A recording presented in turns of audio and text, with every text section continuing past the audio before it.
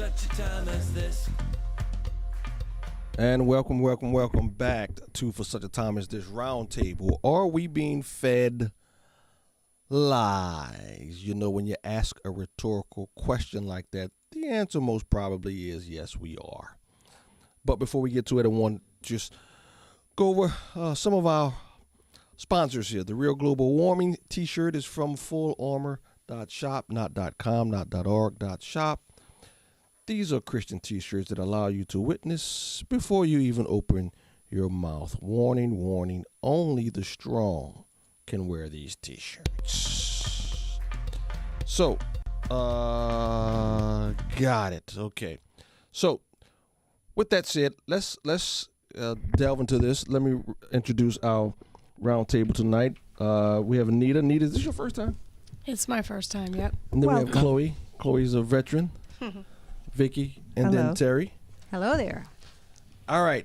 With that said, Vicky, take it away. Are we being fed lies, Vicky? I'm pretty sure we are. Okay. So, yeah, we're going to talk about food tonight, which is a topic everybody can relate to. Should be certainly a nonpartisan issue. And the question is, one of the questions is, are Americans getting sicker, more depressed, and more infertile because of what we eat? Is the government lying to us about what is even considered food and what is considered healthy to eat? And if so, why are they lying?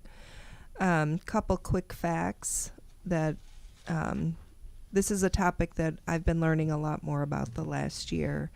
And I think a lot of us have been. There's been lots of podcasts and discussions about this topic, about our food supply in America.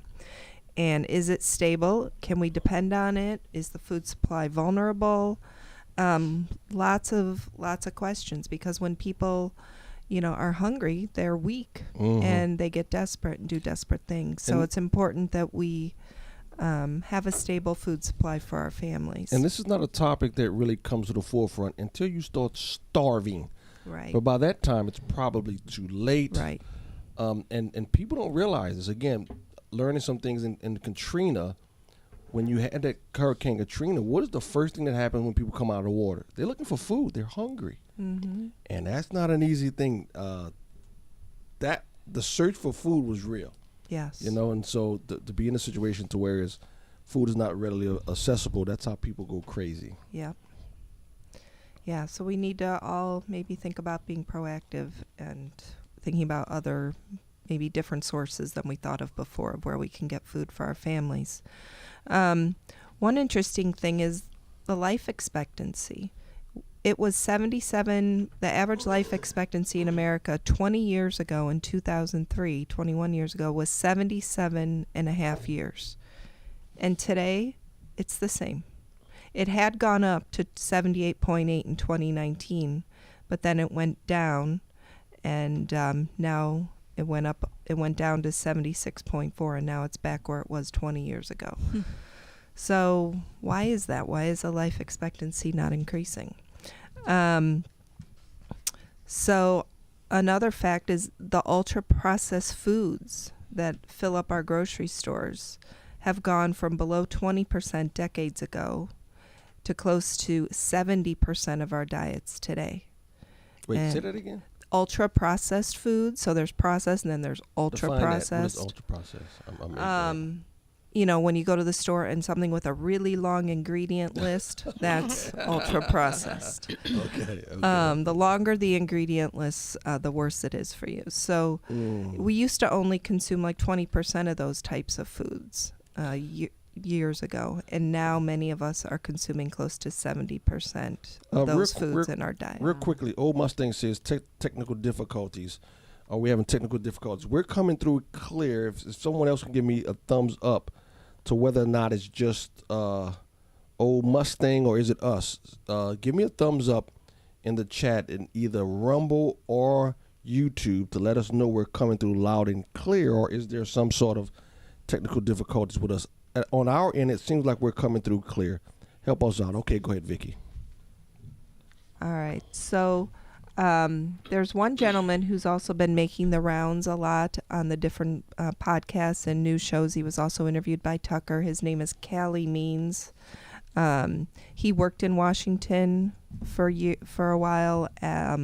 He's very familiar with this topic. He was on the inside as a consultant to the beverage industry, and now he's blowing the whistle. So our first video that kind of sets the stage for this is with Calley Means. Here we go. Food is systematically making people sicker. 50% of American adults having prediabetes or diabetes, cancer, heart disease, autoimmune conditions, allergies, any condition you could possibly think of is all going up as we're spending more money to treat it. Healthcare is the largest and the fastest growing industry in the United States. Largest and fastest growing. You can't even wrap your head around that. In healthcare, the more money we spend, the sicker, fatter, more depressed, and more infertile we are getting. You would expect the institutions of trust in the United States on healthcare to be ringing the alarm about our metabolic health crisis tied to food, but they're not. The brilliance of the systemic design of this devil's bargain where food companies are making cheap, addictive food that's making us sick, which is in their interest, and healthcare industry is profiting from the fact that people are sick without asking why people are getting sick, is that there's plausible deniability for every person in every institution from asking why.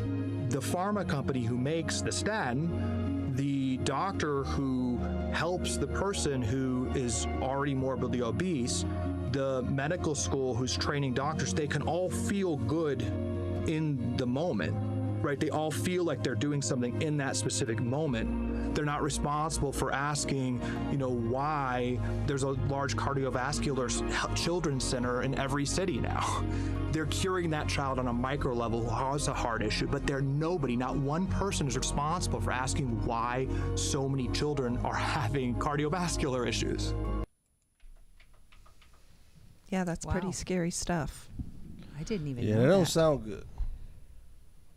No, it doesn't. We're going to hear more from Calley later on in our discussion here, but yeah, there's definitely a connection between big food and big pharma and the government. It's a trifecta, and unfortunately, these folks are being incentivized to not make good decisions on Americans' behalf. That money is being made when people are sick.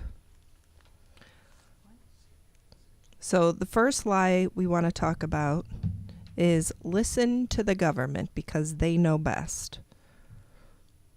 I think most of us know that that's not the case. Did you say the government knows best? Is that what you said? That's the first lie we're going to tackle, is that we should listen to the government. Okay. I think in the last few years we've realized that's we need to be independent thinkers and do our own research and decision making. Absolutely. COVID was a eye-opener. Yeah. An eye-opener, to say the least. To say the least.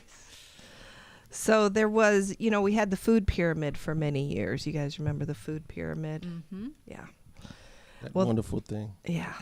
And then in September of 22, the White House hosted a conference that focused on nutrition and health and hunger in America.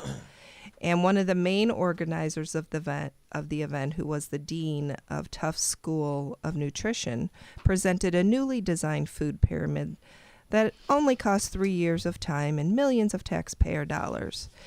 And they called that the food compass. And they came out with foods that are to be encouraged, foods that are to be moderated, and foods that are to be minimized.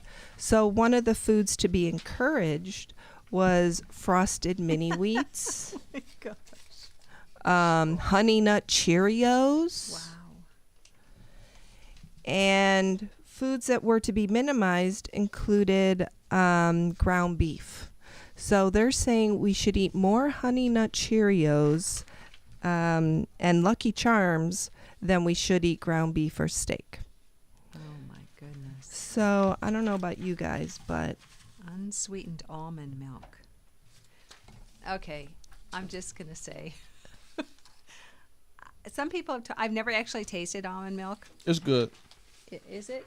Okay. It's not as good as regular milk. It's not milk. It's not milk. Yeah, that's the thing. It just seems so contrived. It's and nut juice. artificial. You say it's yeah. not. It's not. Is that on your list? That's a bad. It is. That's a bad list. No, they're recommending it, along with non-fat frozen yogurt, chocolate-covered almonds. Oh my goodness! Chocolate covered almonds. That's good. I know it tastes good, tastes but good. I think this is supposed to be the healthy This stuff is supposed up here. to be health. No, it's not healthy. Of course not. I just gave away about 8 quarts of almond milk that I bought at Costco Why? in a case because I realized it's not good for you. It's not. Almond milk's not good for you. No, and it's because of the nuts and they have lectins in them, and that's not healthy for us. And the process just to make Right. almond milk is not natural. A cow makes milk in a natural way. I'm lactose intolerant though. Right. Right. So, That's why I but get all of the almond milk. alternative milks are just high in carbohydrates, more than we need. Again, and the Yeah. nut milks have some of the bad stuff that we don't realize is bad, like lectins. So, And I just found out that we actually don't need any carbohydrates at all. No, you need something. No, you From don't. broccoli and It's stuff. been Yeah, yeah. No. it's been proven. And have you heard of the carnivore diet? We're not going to go off too far on a tangent because we have a lot of stuff to get through here. But no, you don't. No, I'm not. So, if you ate straight steak, trust me, that's my dream. You should try the carnivore diet. You're not saying that it's bad to eat broccoli or fruit or vegetables. You're not saying that, are you? I would investigating the carnivore diet. I would say that plants are not as healthy as people think, and they're not part of a proper human diet. They're not- Plants? They're like not. broccoli, vegetables? Broccoli has only been around for the last, 50, 75 years. Okay. It- Green. what? I'm talking about the green things. You saying those are bad? Yeah, they have stuff called oxalates and phthalates and a bunch of other What is stuff. that? Those are chemicals that the Defense chemicals. plants can't run away like animals can from predators. So their only defense is a chemical defense. So there's a lot of chemicals in plants, naturally occurring chemicals in plants, that are not good for our bodies, that we can't digest. We don't have the enzymes to digest them. They cause oxalates cause oxalic acid that leads to kidney stones and things like that. And it leads to inflammation. So a lot of this stuff is all about inflammation. And a lot of the autoimmune diseases and stuff are inflammatory diseases. So is heart disease and plaque. There's a lot of stuff that goes along with it. So that's a whole rabbit hole to go down. Yeah. Plus the pesticides and the herbicides. But that's different. Yeah. That are in them. Right. Right. So compounded with the natural occurring toxins that are in plants, and then you have the chemical man-made, Yeah. it's a double whammy there. So So no breads? no, grains aren't good as well. But that's a whole nother thing. Yeah, Yeah, let's okay. keep I'm let's sorry. keep Go going. So yeah, this food compass seems to really favor some of these things that would favor the food industry rather than human bodies. So let's Well, hang on. Just one observation here on this. And I'm sorry, but our listeners cannot see this. right. But it's this list of things that are goes from desirable to undesirable. And we were saying towards the top of the list are things like frosted mini wheats, That's unsweetened desirable, right? almond milk. Yeah, that's what they're saying. Non-fat They're saying frozen they're encouraging yogurt. people to eat them. Yes, honey nut Cheerios, chocolate covered almonds. But at the very bottom, the very last one is, guess what? Ground beef. Yep. They really want to get rid of cows. Yes, they do. Go ahead. Yes. I'm sorry, Vicki. Wait, what's So, wrong yeah. with watermelon? I'm sorry. Go ahead. Nothing's wrong with watermelon. I think we can all agree on that. So then, let's talk about our meat. In the 70s, the top 5 beef packers controlled about 25% of the market. But today, we have 4 that control 85% of the U.S. beef market.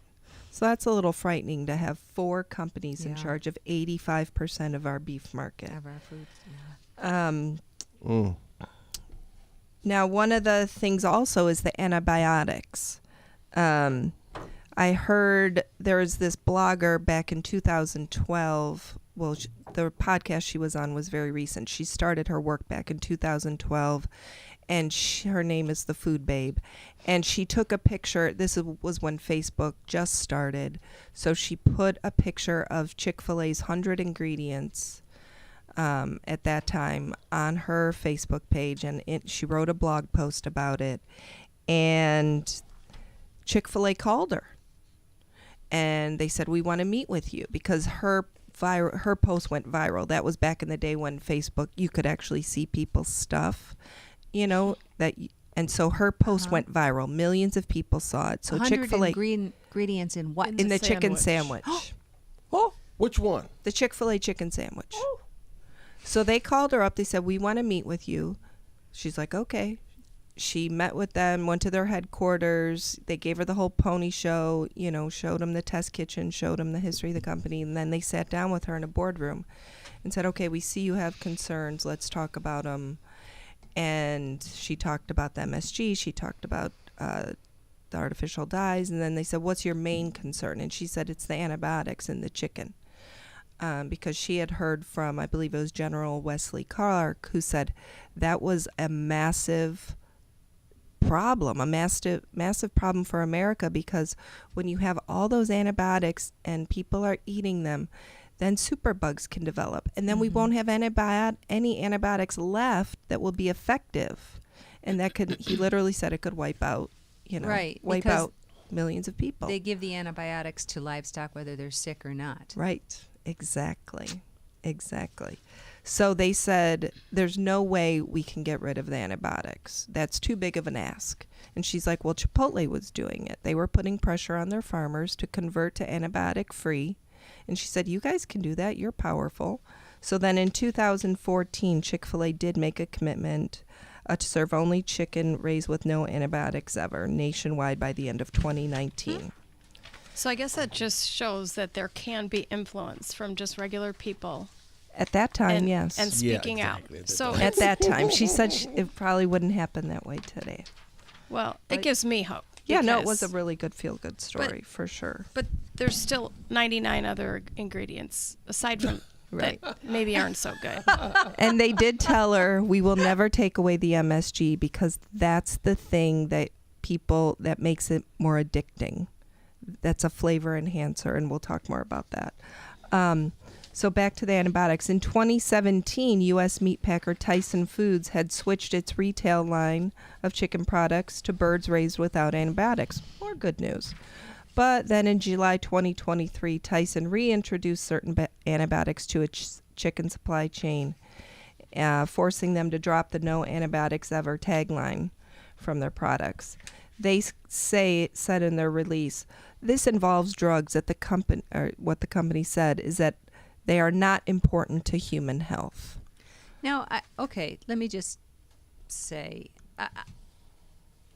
I think that I don't know that I would believe that there's no place for antibiotics, because you're dealing with animals. Animals do get sick. Right.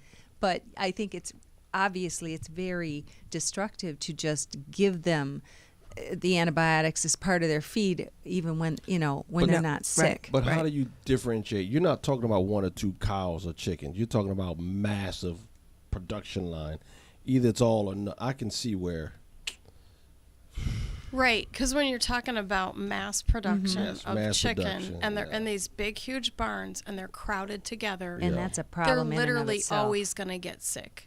And I mean, I've watched some documentaries recently about vegans and why they don't eat meat.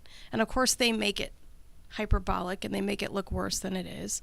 But there was a chicken farmer that left chicken farming because he just got so tired of watching how mass production of the meat. So being involved or interested in carnivore and wanting to eat meat, I still do think about, well, how are we going to sustain everybody if we all push for this? There needs to be a way to produce it that's in a healthy way. Right. I mean, I think the factory farms are, that's the issue. They have multiple issues, and one is the inhumane way a lot of these this livestock is raised, right? But if there's such a demand, But I'm for it- saying, but why a factory? I mean, if you had a lot of small farmers, then they know their flock or their herd. Then they're there. They keep an eye on. You know what I'm saying? It's a win-win. But when we have these big conglomerates Right. doing it, you lose a lot. You do. So the next lie we're going to talk about, like Terry mentioned, they want to get rid of the cows, and they want us to believe that real meat is bad for us and, of course, bad for the environment, and that we should be switching to plant-based meat or this new lab-grown meat that is coming down the pike, nicknamed Franken meat. It's meat grown from animal cells. It's also known as lab-grown, cultured, or cultivated meat, and it promises to help save the planet. Sure. They say it could slash the water consumption and greenhouse gas emissions of the livestock industry, but it might pose an existential risk to livestock farmers, obviously, who are protesting vigorously in Europe amid rising costs and restrictions and paperwork. The European Commission is considering whether a ban introduced by Italy breaches the rules of the internal market. And since the ban was imposed last November, 11 other countries have lined up to defend real meat. And here in America, last June of 2023, the USDA did approve and clear it for sale. Oh, my. So this is our next video where we're going to learn more about this lab-grown meat. Okay, the USDA just approved 2 companies to sell meat that has been grown in a lab. These companies are Upside Foods and Good Meats. Both have received approval for their quote-unquote chicken product. Now, is this a good thing? Is this a bad thing? Well, let's take a look at some of the facts here, guys. It's Dr. Sean Baker. What exactly is lab-grown meat? Well, it's meat that has been grown from animal cells, cultured in many cases a giant vat, and then treated in various ways to turn the cells into so-called quote-unquote meat. Now, it's also called cultured meat, cell-based, or cultivated meat. There are currently 29 different companies trying to bring similar products to market. Now, there is a support for this because of beliefs about, perhaps less animal cruelty, perhaps it's better for the environment. The real reason is they want to make a lot of money at this. That's as you guys probably are aware, that's the reason for most things. But anyway, these beliefs around environment and cruelty, are they actually true? Let's take a look at that. So how do these cells grow? I mean, what's keeping them growing? Well, according to the Center for Food Safety, a public patent which shows how this lab-grown meat is supposed to be done is shown first by taking these sort of oncogenic-like cells, or similar to cancer cells that continue to grow and grow and grow indefinitely.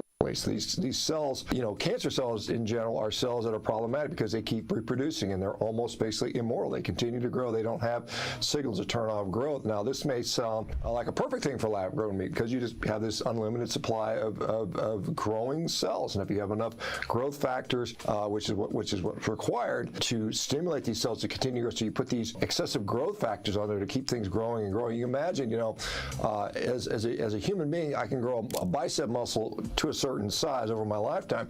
Well, they could take one cell and grow it into something the size of a football field, right? And that's sort of unnatural, as some of you guys might guess. A 2010 article in Seminars in Pediatric Surgery showed that some of these growth factors that are these cells are bathed in can actually enter our bloodstream, if we're exposed to them. And so would this be something that might have untoward effects on us, perhaps promote cancer in us? That's not been known.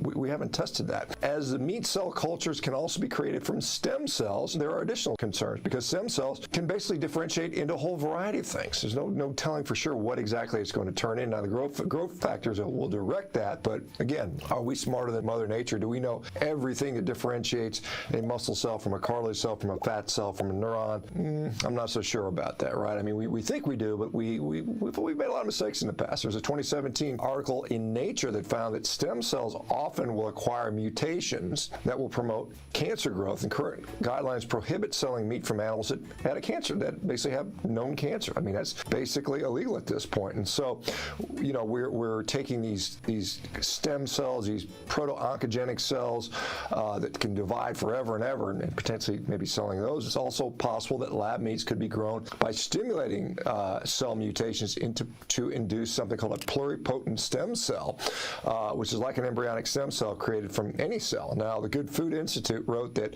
as cells continue to divide and replicate their DNA, the probability of an increased burden of genetic variation also increases. So what does that mean? The more it divides over and over again, the more chances for mutations. And mutations are certainly associated with cancer. They may not be causative for that, but they certainly have been associated with tumor cells or cancer cells. And so what could go wrong? That can't be real. So that can't be. Come real. on. I mean, after the last 4 years, are you really going to say that? I mean, they've been experimenting on us for 4 years. This is nothing new. It's just in a different area. I think they're just, since the Industrial Revolution, they've been industrializing everything. Everything has to be on this huge scale, this grand scale, and it's always bigger is better and more and faster is better. And it's not necessarily the case, right? Right. Like, a natural process is good. Us intervening is not necessarily good. We learned that with GMOs, right? Like, who would ever eat that garbage? The same people who are eating the Impossible burgers, the fake Plant-based. meat. They have whole sections in the grocery store now, plant-based. I mean, it's bigger and bigger. They think they're saving the planet. I don't know. Listen, I think those Impossible burgers, I've never seen anybody eat one. Oh. I'm not saying that, but I think it's like those EVs, the electric cars. There ain't nobody buying them. Oh, yeah. I don't know. The EVs, they're shutting them down now. Ford's getting rid of them because nobody's buying them. Oh. Well, the government's still pushing them. Yeah, I just know. I know from working but the in government's pushing them, but insurance. they're still not selling them though. Right. So Ford is getting rid of them. Chevy getting rid of them. Ava said we're done with all of our EV. Nobody wants that garbage. It And doesn't I'm really sure- matter what we want, though. It's hopefully Well, I guess it's so. hopefully if the I free mean- market is allowed to just take its course. Well- but if the But- government keeps trying to intervene in all these areas, The free market didn't bring it. The government brought this to market, not the free governments. right. But it's so bad that they can't sustain it. Ford and all those guys, they're losing millions, hundreds of millions on this stuff. If you show that video, I almost guarantee you 99% of the culture will not eat that garbage. I don't know. They're brainwashing these kids in the I public guess so. schools. If you can't They tell the difference really between a man are, and a woman, but I guess you can eat that garbage. they really think they can save the environment. Yeah, it's all intertwined with the whole doesn't need to climate be change, the fear of that. I know as a vegetarian back in the 90s, I read a lot of books just to try to defend my diet because back then a vegetarian diet was seen as, extreme. But when I read it, it was all about the environment and what you're doing to animals. It wasn't just health. It wasn't just compassion towards animals. It was also the environment, the methane gas, all that stuff. So all that stuff works together to make a fear-based decisions. Right. But I can say something that I work for an insurance company that they recently sold all of their buildings in their home office. And guess what it's being replaced with? No, I don't want to guess. That. What? A Oh, that- manufacturing company of meat, fake meat, Is You're buying your kidding. building? in Glenview, gosh. Illinois. You're kidding. Yes, that's what's going in. And there's people that find it Wow. problematic because of, I don't know, the manufacturing process. Maybe they're not sure that they want that in their neighborhood. But as far as I know, that's what's going in. And there's huge buildings if you watch because it's right off of 294. You all know where that is. Yeah. If you go and look at those buildings, it's way bigger than my insurance company ever was with all their buildings. They're huge. And, Wow. and you can be sure that there's a grift going on.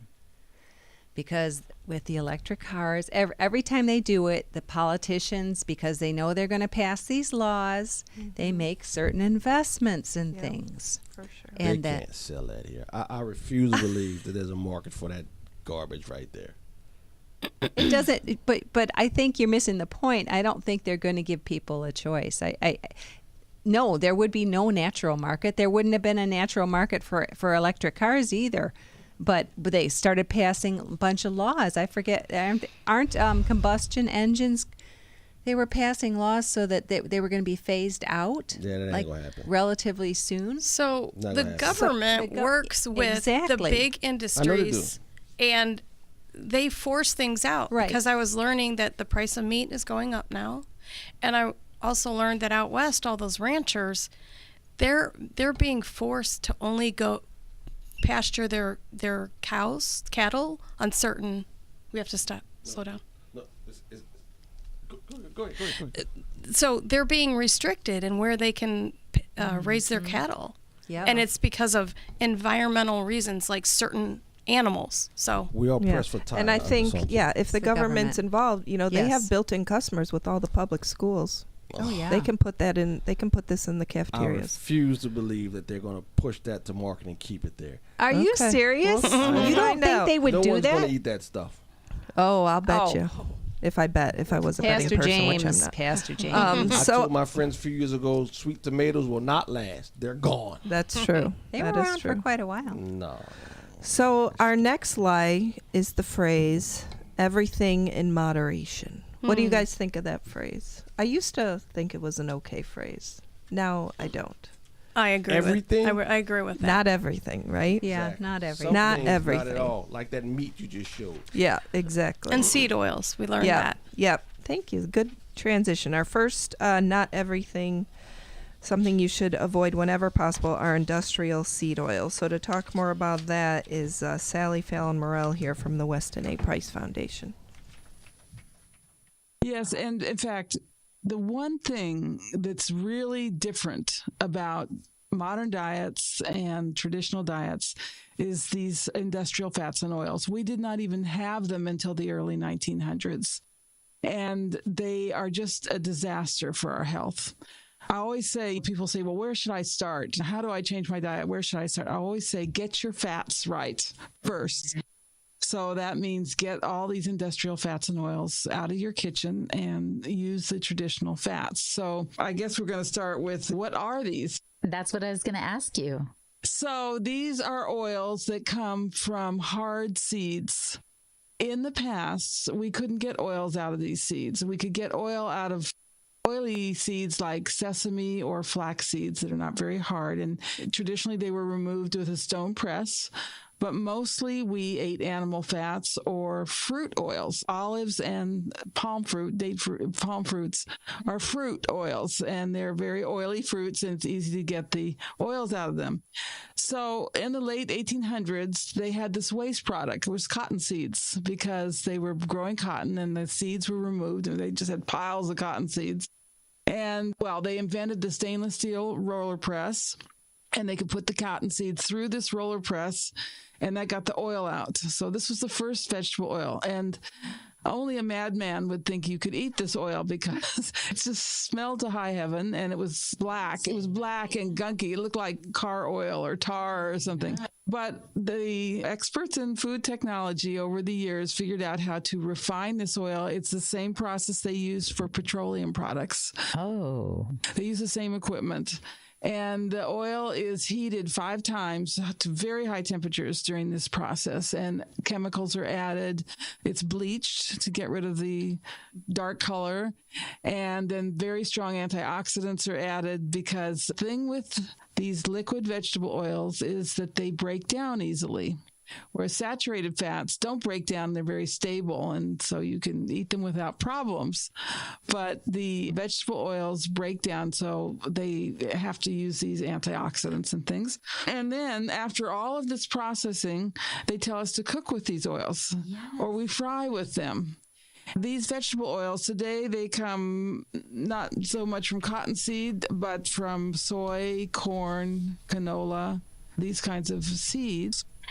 Okay, Vicky, you got me on that one. I didn't know anything about those. Because they look so Those pretty in the canola oil, container at the store. It looks so pretty yellow, right? Wait, the canola oil is one of those oils? Yeah, canola oil's bad. vegetable oil, canola oil. Yeah, they say sun- vegetable oil, but it's Anything that We use olive oil. now. really anything that seeds. requires a highly processed way to extract the oil from the seed. I don't know what the process they use to get olive oil or vegetable Right. So oil. olive oil is good. Yeah, we use Yeah, olive oil. coconut oil's good. Avocado oil. Avocado oil's good. Yep. Those are the Old Mustang says this. In Switzerland, they use balloons on the ends of cows to capture methane. What? Is that true, That's Old hilarious. Mustang? Is that true? Is I'm that just true? picturing that. So the reason, we need to, besides, what Sally said, these oils are strongly correlated with an increased risk of type 2 diabetes and heart disease. The CDC has linked it to at least 20,000 heart attacks per year. And the Institute of Medicine says trans fats have no known health benefit and there is no safe level to eat. Wow. So the FDA required manufacturers to remove partially hydrogenated oils by June of 2018.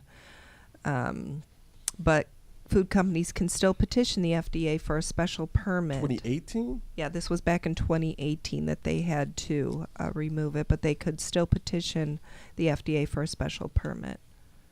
And the FDA today allows any product that is labeled 0 grams of fat can still contain up to 0.5 grams. They're allowed to round it down to 0, even if it has 0.5 grams of fat. Of trans fat, which is the worst kind of fat. And what is trans fat? It's partially hydrogenated oils, these seed oils. If it says partially hydrogenated on the ingredient, partially hydrogenated soybean or corn, yeah, that's a trans fat. But these oils, just even if they're not partially hydrogenated to be a trans fat, they're still bad. And what is hydrogenation? Is that even the right word? Yeah, it's a process. I don't know how to explain it, but I think it adds hydrogen to it. Yeah. I mean, but I think it's what makes it, like in peanut butter and stuff, it solidifies it more, doesn't it? Isn't that what Okay, I that just is? looked it up. Charge with or cause to combine with hydrogen. Very nice, Anita. Oh, beef is a source of trans fat because cows hydrogenate fat in their stomachs. I think all of these things increase shelf life. Yeah. So another thing that we should avoid at all costs is MSG, which is an artificial flavor enhancer. Yeah. It's purely used to increase food cravings and irresistibility. So you eat more than you should. It's linked to obesity, depression, and mental disorders.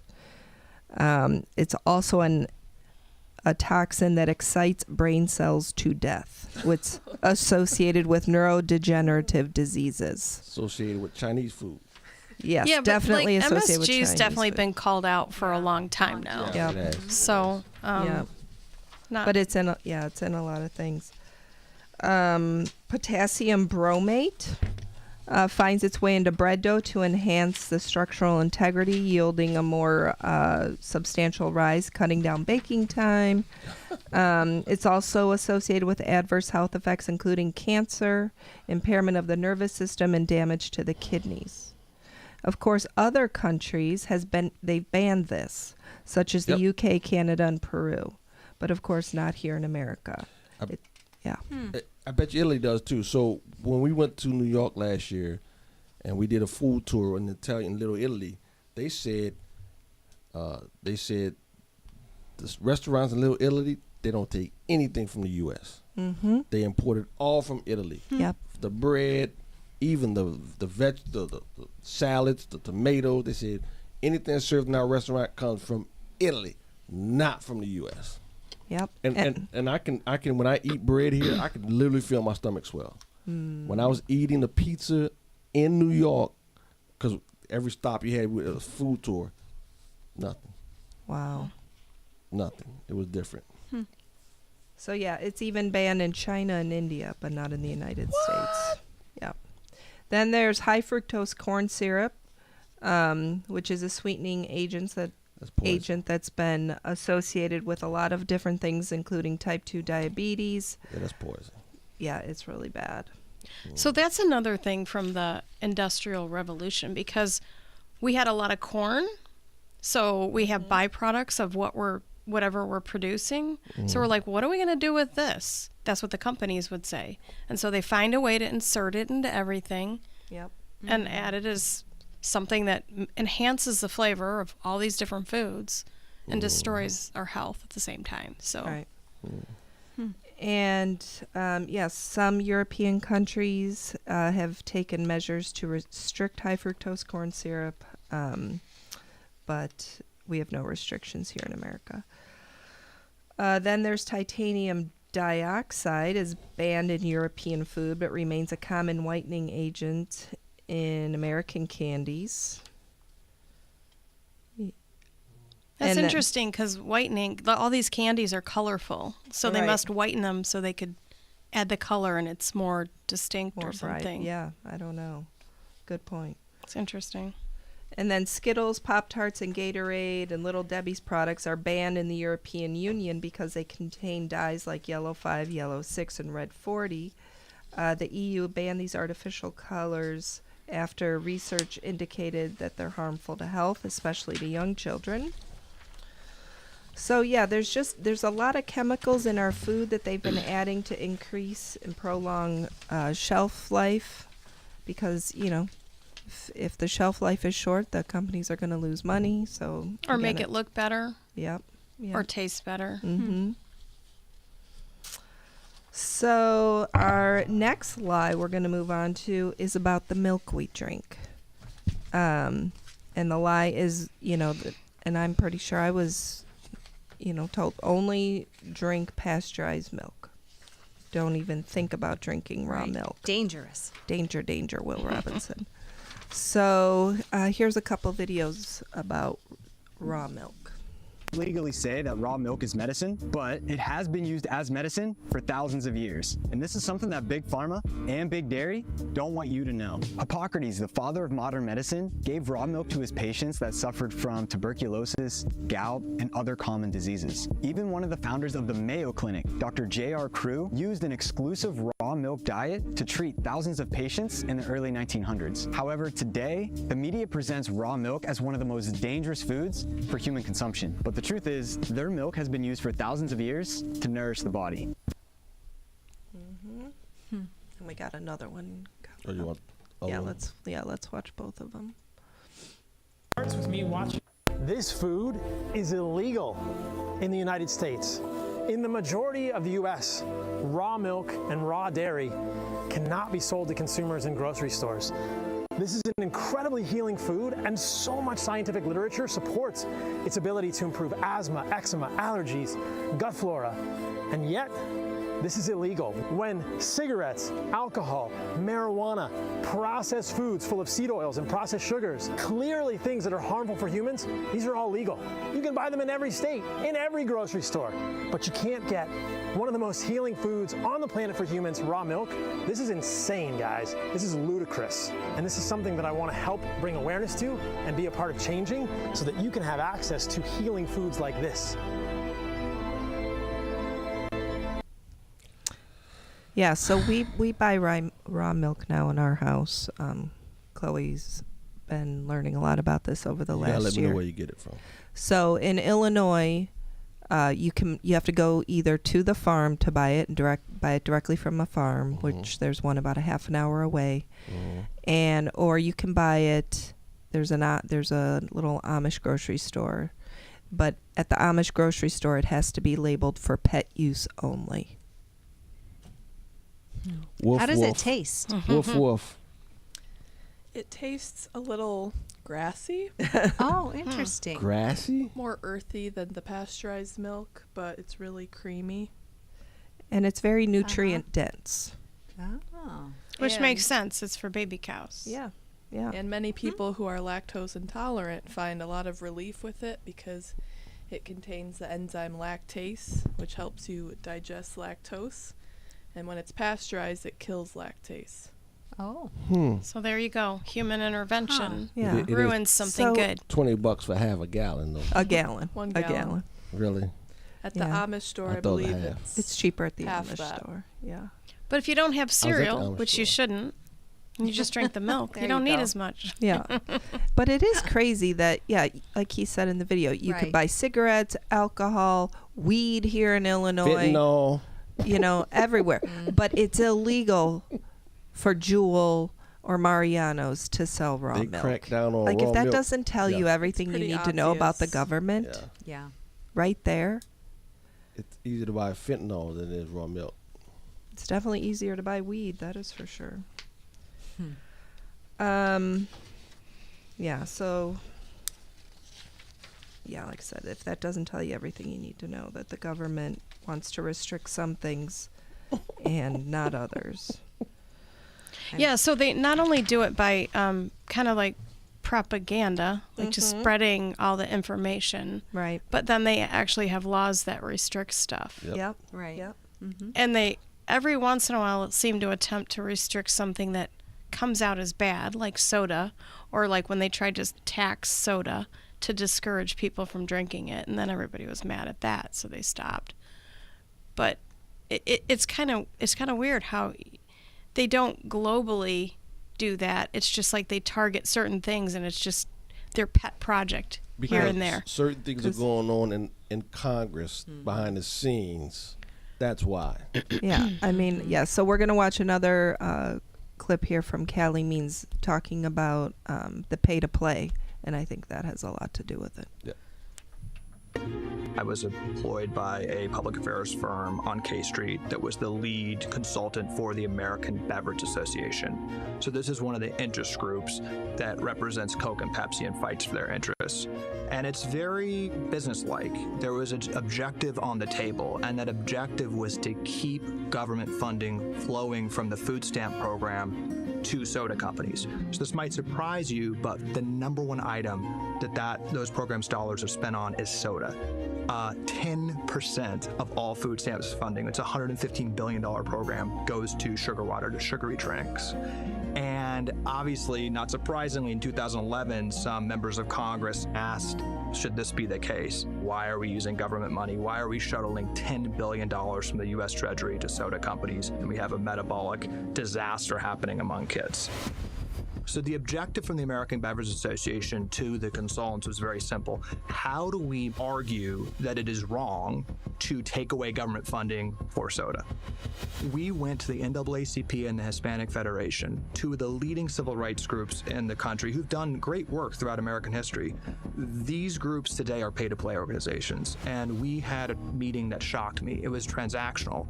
It was that Coke funding is going to be taken away from lower-income children of color. This is wrong, and you need to say it's racist to take away soda from poor children, particularly children of color.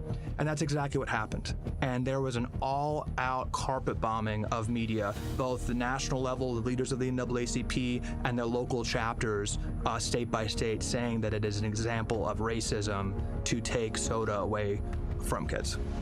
This sounds crazy and evil, talking about it today, but nobody in that room thought what they were doing was evil. This is the pull of financial incentives. I really thought at the time that we were protecting Coca-Cola from the nanny state. I really thought that there was, bad interest trying to restrict choice. When it comes to money, there's Coca-Cola executives very chummy with left-wing groups. It's very transactional, very clubby between K Street and the NAACP. The NAACP took millions of dollars from Coke. Then they're taking millions of dollars from actually the maker of Ozempic, the weight loss drug. Now that everyone is obese, they're taking money from them today. They're taking money from pharma. Some of the largest funders in the country, the number one is healthcare, and a top one is food. And that's led to a situation where groups on the left are saying we shouldn't stigmatize any type of food. And for some reason, it's become a political virtue on the left to blindly trust pharmaceutical companies as everyone's getting sick and not dive into the causes of why we're getting sick. My mom was the classic American story. She was one of the 50% of Americans who had prediabetes or diabetes. She struggled with blood sugar most of her adult life.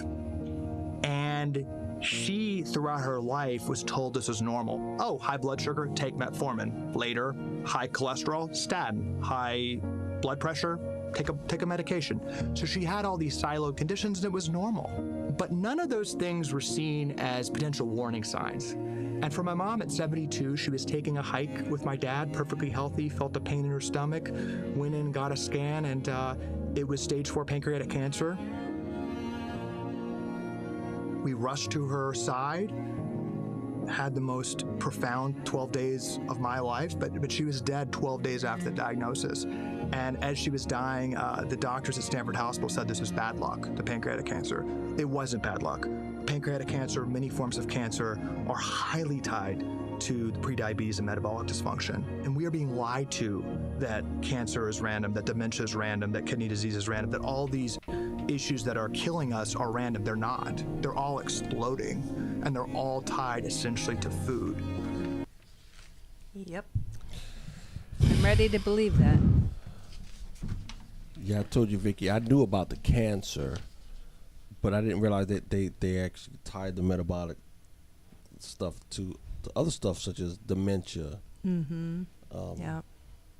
Yeah, something that I learned was Alzheimer's, they consider it like just a progression of diabetes. Yeah, like it's called type Oh, 3 no, type I type didn't 2 know that. diabetes. I just now. heard that today.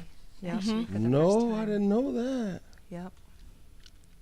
So, I mean, because what they try to blame what aluminum for Alzheimer's. Maybe there's a correlation, but back in the day, don't cook with aluminum. You hadn't heard that. Oh. Yeah, I heard that. No. Oh, no, yeah, you're right. That was around for a while. But the fact that 30% of children have pre-diabetes. And That's 20% insane. of teens have fatty liver disease, and we only saw this in elderly Wow. alcoholics a Yeah. generation ago. I'm gonna tell you what that is. That's from the Xbox generation. That's what that is. And the fact that Coke is funneling money to the American Academy of Pediatrics, if that doesn't tell you everything you need to know about the American Academy of Pediatrics. And they're funneling money to millions of dollars to the American Diabetes Association. Do not give any money to the American. They don't want to fix it. They don't want to fix the problem. No, Wow. no.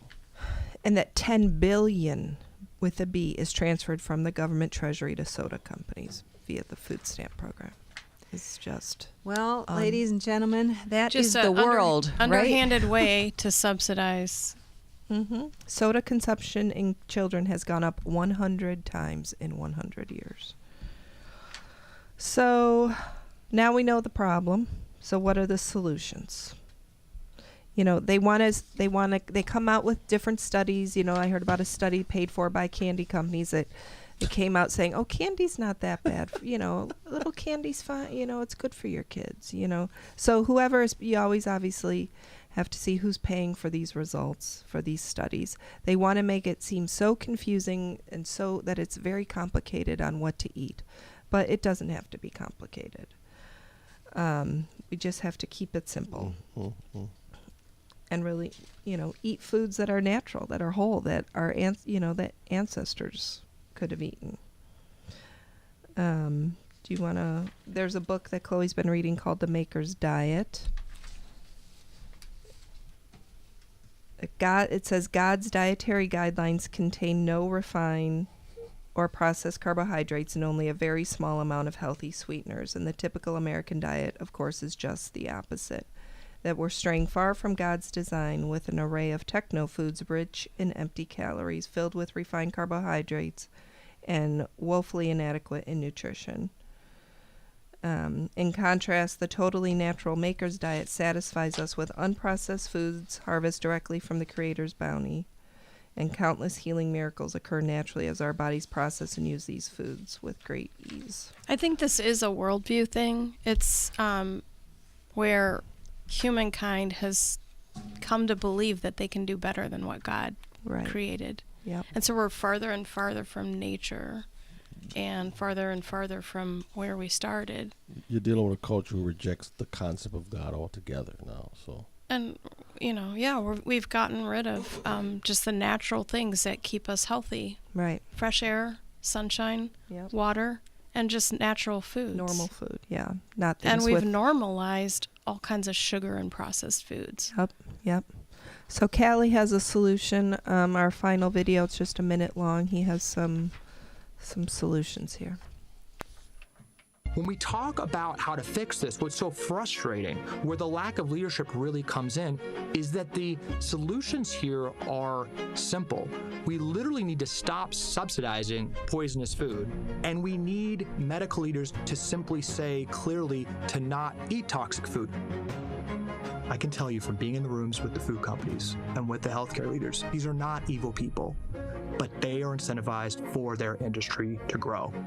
We as Americans very understandably listen to medical experts and feel like we should defer to them. We need to do our own research. We need to break free from the incentives of a medical and food system that is highly incentivized for us to be addicted to cheap and dangerous food and sicker for long periods of time. We need to listen to ourselves, do our own research, and not listen to the experts. And until we change the trillions of dollars of incentives that are slanted against the American people, we're not going to fully get out of this mess. So stop subsidizing poisonous food. How can people who are subsidizing poisonous food not be evil? I disagree with him. I disagree with him there as Yes, well. I do as well. Yeah. Those are his old friends, so he's trying to cover himself. But as He's a little too confused as close. we are about, we've become very confused about what's healthy and what's not. I mean, there's people that drink the smoothies and they have a bunch of spinach in there. I'd say maybe that's not so good. But so with everybody being so confused, I'm not sure everybody has the motivation of evil. But Satan is the author of confusion, so And the love of money is the root of all evil, and it's all about the money for these people. Let me say this. Even as little kids, For the leaders. 4, 5, 6 years old, we knew you couldn't drink pop every day. right? Everybody knows that. We did. It's not good for you. We lost that. Yeah. I think on a personal level, we cannot subsidize it by doing our research, like you said, and making our own proper choices, and then sharing that at a grassroots level with the people we know and love, and then allow that to kind of snowball. It's not. The subsidizing is coming from the government. The government is evil. I mean, they're not going to listen. The government is going to push what they want to push. Right. The subsidizing is coming from Congress. That's where it's coming from. But just like you said nobody's going to eat those impossible things. That's a little different. Nobody's going to. The pop tastes good. If That's why that's the people only think thing at the grocery store, people are going to And eat if it's it. in the school cafeteria and you were just brainwashed for 4 straight classes. The school, boy, I still don't think. I think it takes both ends of the spectrum, influencing the government as much as you can, but you can only control what you can control, and that's yourself and your family and the people around you, and let that expand. Ultimately, if there's no market, they can't do that. So again, But if there are no alternatives, I think you're underestimating the power of the government. You're talking about Antichrist stuff, where he's going to take all the real meat off the shelf and put nothing but the impossible burgers on there. Where is it? Is it Germany where there's a huge farmers protest? Oh, that's Europe. That's Europe. They're basically sabotaging their own food supply. Yes, None of this makes any sense. Like I said, that's the Antichrist. No, it's stuff self-destruction. Right, exactly. Humankind is trying to self-destruct, whether it knows it or not. It's destruction, but there's some spiritual forces Yes. behind this destruction that's going on. That's what I believe. Again, the reason why I think we're different than Europe, they don't. Second Amendment, they don't have it. And I'm telling you, Texas boys and Louisiana boys, they will shoot you dead. You try to get their chickens and their cows and their pigs, Terry. I'm telling you, it ain't. But like I mentioned with those ranchers out west, the government is doing stuff to curtail their ability to produce. Mm-hmm. The ranchers out west? Yes. I'm not familiar with that. It's just all about like restricting the land that they can raise their cattle on. You know, cattle are pasture. They have to roam around. They did try that in Nevada. Harry Reid tried that with the BLM, Bureau of Land Management. And they backed down because those ranchers, remember that? Well, that was then. I'm sure that it's a constant battle. Yeah. Yes. And I think that their pasture lands are shrinking because of the way. And then you have all the environmentalists that are part of it. Sure. And they're saying, okay, you can't have pasture land in this area, even because of this endangered animal. Sure, I agree. And it might be 100 miles away, and it never crossed the path of that, but they'd restrict it. The speckled blue horn frog, some junk like that. Yeah, I know. So yeah, whenever possible, find new avenues to get your food from, rather than just the local normal grocery store. And support the people that are doing the back to nature real stuff. Yeah. Find a farmer you can look in the eyes. We have a farmer that we buy it from. We just bought some more meat. Oh yeah, where's your farmer at? Ours, we buy from two. The one out Somewhere in in Dundee, Illinois. and then there's one in Marengo that we buy from. Somewhere in Illinois. I forget. And it's cheap. It's actually cheaper than Jewel. Yeah. Meat. So now just got to convince you to just stick to meat. You Because don't that's have what to you love convince me anyway. I don't think that. we have to convince. I think you need to look But into the carnivore. I'm not. Diet. I got to look at that. Cause Maybe we'll do a part 2. Yeah, we'll do a part 2 because I will say this. To push it to say that we weren't designed to do that. We were designed to eat fruits and vegetables according to Genesis, and that stuff didn't change until after the fall. Right. I think it's the way the fruits and vegetables are being grown No, I agree with nowadays that. is Yes, the problem. yes. Because I think- agree. If yes, God I gave agree us with fruits that. and vegetables, what do Yes. you mean we're not supposed to eat them? That doesn't make Exactly. sense to me. And that's what I'm saying. The whole, even the bread and stuff, it's the chemicals Right. that causes the foolishness. So, Right. but anyway. Right. All right. Thank Okay. you. We're a little bit over. Vicky, this is not good, man. And we're going to have to do a part 2. Yeah, we'll do a part 2. Do a part 2 on this. Yeah. Because there's more we can talk about. There's a lot more. Thank you. Thanks, Anita, everybody. Chloe. Thank you, Vicky. Vicky, Terry. That was a lot of information. That was a lot of information. Thank you all. Until next time, God bless.